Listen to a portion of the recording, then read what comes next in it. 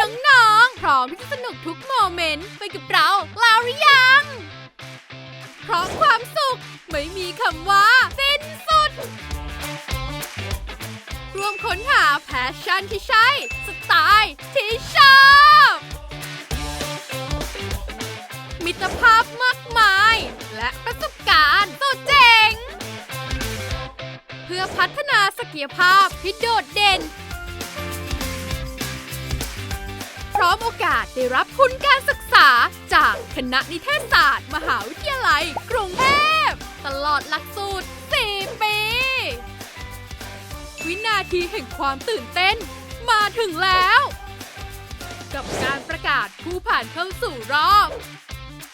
Final Stage แล้วพบกันเร็ว